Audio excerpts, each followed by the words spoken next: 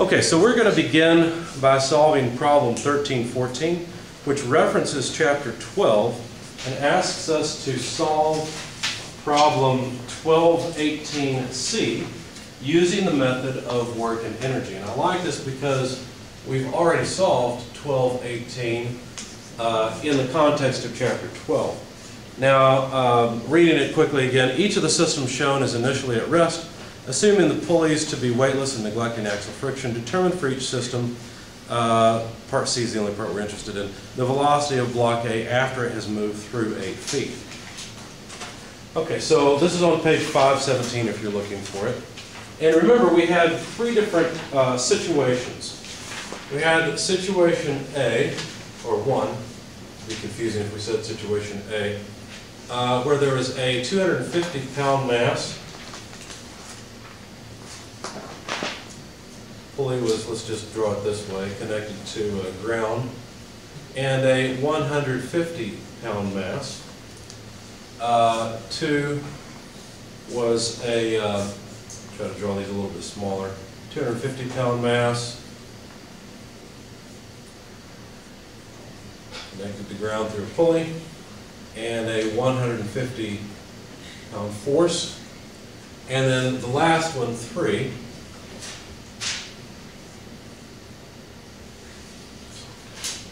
12 50-pound mass and 11 50-pound force. Now, let me ask you something.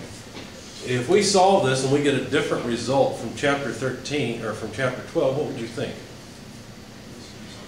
You should quit, right? If it was correct, if that was our solution and it was correct, then you should quit this program, right? Because that would be ridiculous.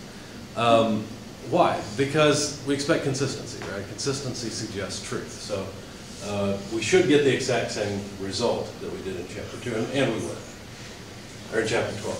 Now, what is the method of chapter 13? It's basically this. And whereas you usually use a free body diagram to begin all of your chapter 12 problems, most likely in chapter 13 you'll just start by writing down the energy equation. Okay?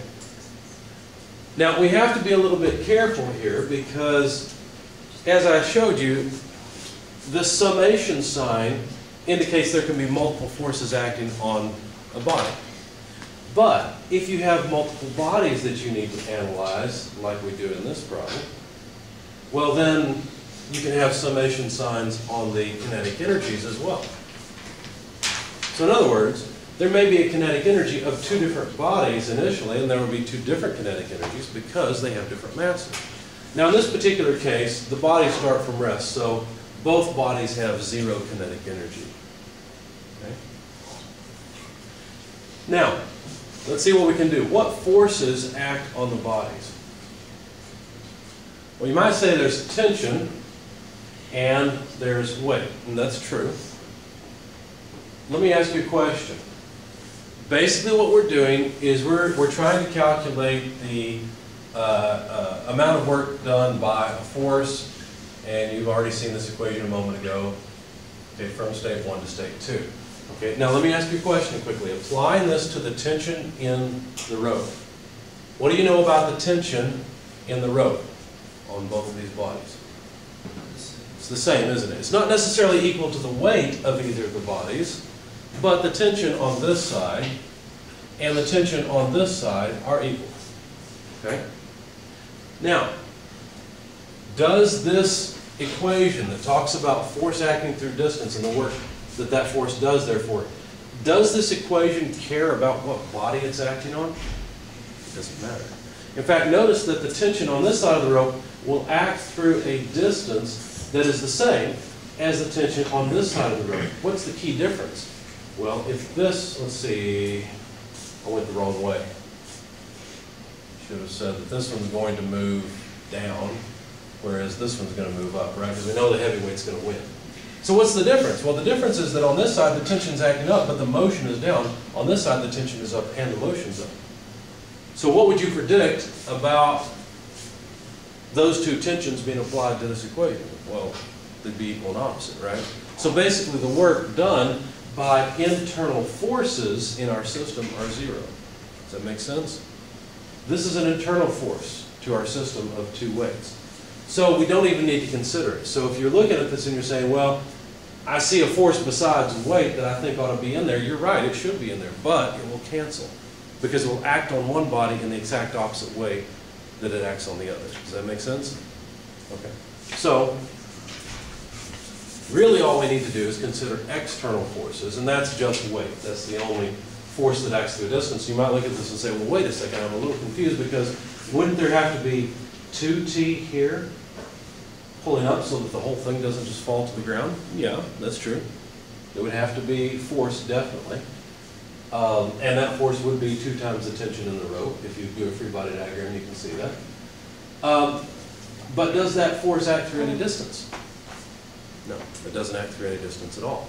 And so we have no need to include this force in our analysis because it has no distance associated with it. Okay? So the only thing we're going to have here are 2 different effects of gravity, essentially. So let's write it down. So that sum will be negative weight 1, or let's say weight, let's put 250 as a subscript, delta y, negative W150, delta y. Now we need to be careful here. That those 2 delta y's will be same in magnitude, but opposite in direction, right? Because the 250 weight is going to go down, the 150 weight is going to go up. So we need to be careful. To accommodate for that, let's see, the 250 is going to go down, and so delta y will be a negative thing. Let's see, I would like delta y to be positive. Let's just say that this distance here is what I will define as delta y. Does that make sense? So this is going to be a positive thing, because I'd like for delta y to be positive. So that will work right here, but then I need to put a negative sign in front of this one, because if I want this delta y to be positive, really for this weight delta y is negative. Does that make sense? Okay. Now I'm not trying to confuse you with the signs, but I do want you to think about the signs as you go through this to make sure your signs come out right. Like I said, that's one of the biggest places students get tripped up. Anyway, this should be equal to the kinetic energy in the final state. Well, that's easy. That's just 1/2 mass 250 v squared plus 1/2 mass 150 v squared. Make sense? Now, of course, we could simplify this a little bit, put the 2 masses together because we know the 2 velocities will be equal in magnitude. You need to be a little bit careful there. The velocity of the 250 will be down, the velocity of the 150 will be up. They'll be opposite in sign. Since it's squared, it won't make any difference, right? Because the velocity of the 250 mass is different than the velocity of the 150 in the sense they're in opposite directions. Okay? But since we're squaring it, we can get away with doing this. We can simply say 1/2 mass 250 plus mass 150 times velocity squared. Okay? And we just know that the velocity of the 250-pound mass will be down, that one will be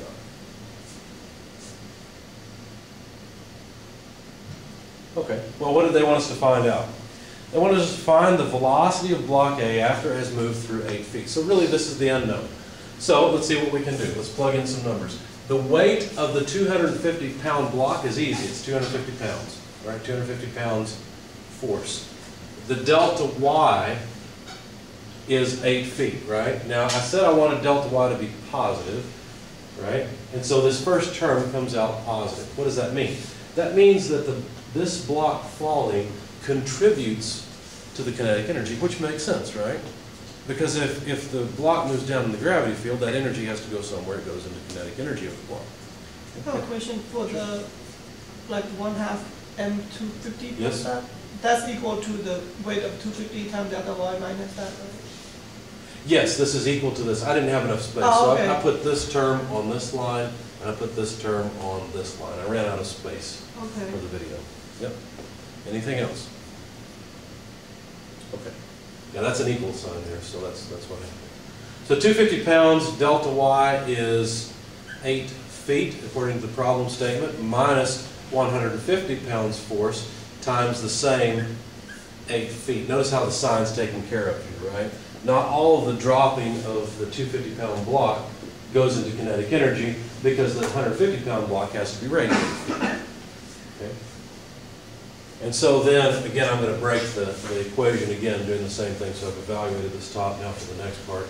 So plus 1/5, or 1/2, 50%. The mass of the 250 plus the mass of the 150 blocks is just 400 pounds of mass. Now be careful, we can't plug pounds force in here. We have to plug in mass because that's what the equation calls for. Okay? And that should be equal to the velocity squared once the thing has gone 8 feet. Okay? All right, so let's continue. Give myself a little more space down here, I guess. All right, so the velocity is what we want. Just solving for that velocity, we would want to take the square root of, and we'll need this term here. Notice it's 250 less 150, so it's 100 pounds force times 8 feet. Do you see what I did there, how I simplified that? Divided by this term, 1/2 of 400 pounds is just 200 pounds mass. Okay. Would you like it if the speedometer in your car measured in feet per second? It wouldn't be too bad as an engineer, right? Because you're used to working with feet per second now. Of course, most people wouldn't like it. Most people are used to miles per hour. Wouldn't have a good feet per second, or a good feel for feet per second. How would you like it if the speedometer in your car measured in square root of pounds force feet per pound mass as your velocity? You probably wouldn't like it at all. You'd probably take it back and say, give me something else, right? Okay. So, while pounds force feet per pound mass square root is in fact a measure of velocity, it's not one we usually use, so we need to convert it. So how do we do that? What do you suggest I throw in here to get it into something that looks like velocity? Conversion factor, formerly known as G sub C, right? Let's use it. So how does G sub C go? Help me out here. 1 pound mass, good. Times 32.2 what? Feet per second squared, good. Looks just like G, right? Divided by what? 1 pound force, good. So the pound force go away, the pound mass go away, and we're left with feet squared per second squared. Once we take the square root of that, we'll have feet per second, and life is good. Okay. So somebody go ahead and plug this in your calculator if you would. I can do part of it in my head, but not all of it. And let's see, the 800 divided by 200 should just be 4. So the square root of the quantity of 4 times 32.2, or 2 times the square root of 32.2 is our result.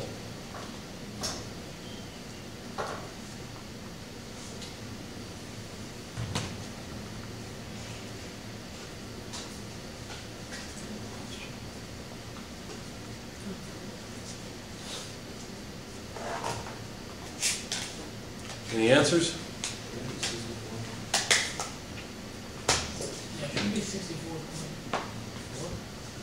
Well, that's before you take the square root, right?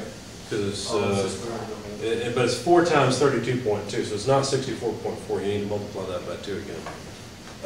You could multiply 2 times the square root of 32.2. That would work. Yeah, 11.35 or so.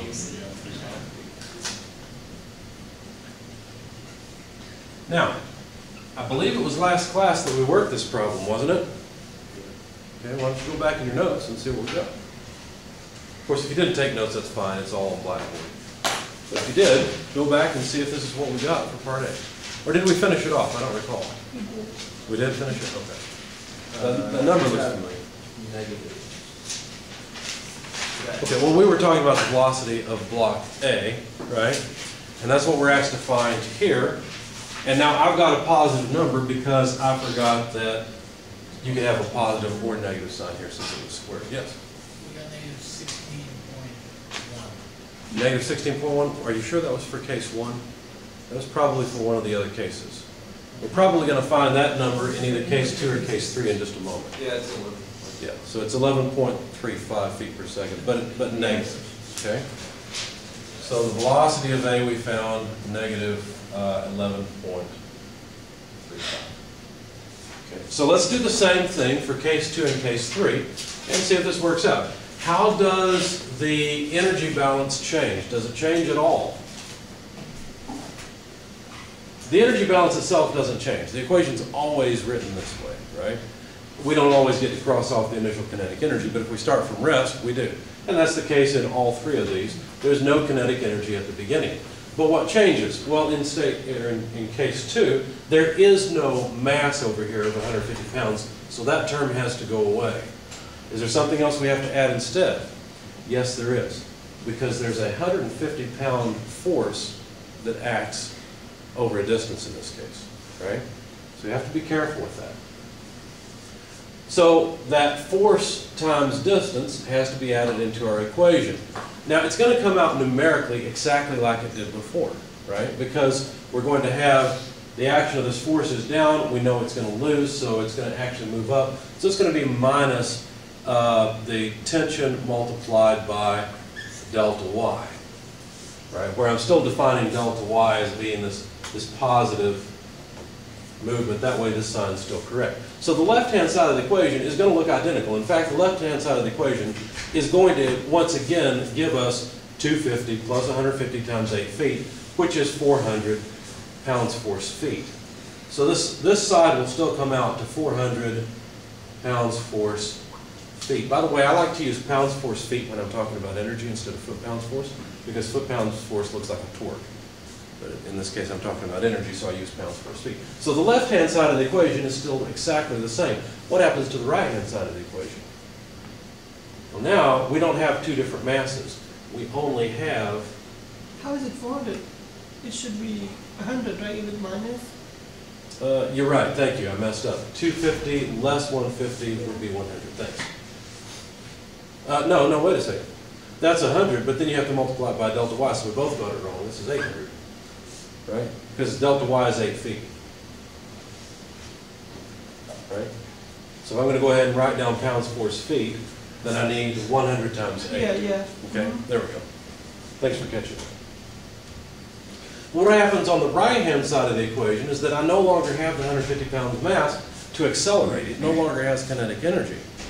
And so instead, what I'll have is just the 250 pound mass. That's going to take this down to 250. Okay. Solving the equation will come out the same. We're just going to have a half of 250 here now instead. A half of 250 is 125. Right? And so now if we plug this into our calculator, let's see what we get. How do you get 250 again? I'm sorry. That's okay.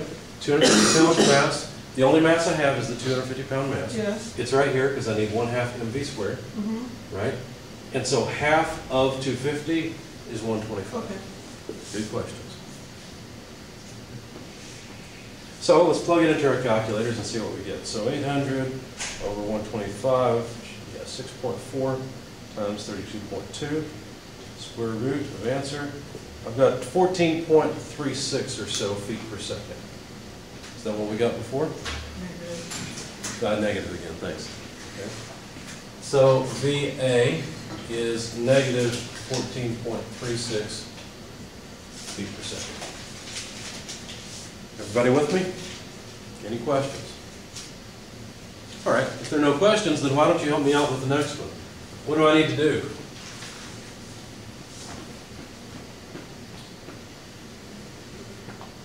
What should I change here? Anything? No. I need to change this again, right. So this should be W. the weight of the 1150 pound weight, and this one of course is going to be the 1250 pound weight. Right, so we've got to go back to this idea that gravity is acting on two masses through a distance. That's right. What about the right hand side? Well, I need to put the mass back in. So just like that, good. Right. Well, what does that do? Well, let's see, 1250 less 1150 would again give me a difference of 100, right? Times 8 feet is still 800 pounds force feet. Isn't it interesting that all of these are set up such that the work that gravity does is the same? Well, almost. The work done on the system by external forces is the same as what I should say, because here we've got a 150 pound external force that's not gravity. But it's interesting that the left-hand side of this equation always comes up numerically exactly the same. It's the right-hand side that changes. So what happens to the right-hand side? Well, we just need to add 1250 plus 1150 pounds mass together. So we get what, 1,400 pounds mass now? I'm sorry? You're right, 2,400, thank you. I see, I need you guys to keep me honest here. Good. You're right, because 1,000 plus 1,000 gives me 2,000, 250 plus 150 gives me 400. Okay. So now what? Well, a half of 2,400 is 1,200. So let's see what we get. 800 divided by 1,200 times 32.2. Square root of answer. I've got VA is negative 4.63. I finally remembered this time to put the negative sign in. Is that what we got last time as well? Yeah. Good. Now, it may not look initially like the work energy method is easier, but it really is. And the only reason it doesn't look like it's easier necessarily is because this is a pretty simple problem. And so sum of force equals mass times acceleration. You've only got one direction of motion. You've got one force applied. It's pretty simple. It's not all that difficult of a problem. But in a lot of problems, the energy method is preferred. It's so much easier. Because basically what it does for you is it allows you to work with just the magnitude of the forces and not the direction. It allows you to get rid of that direction piece, which simplifies things significantly. Any questions? All right.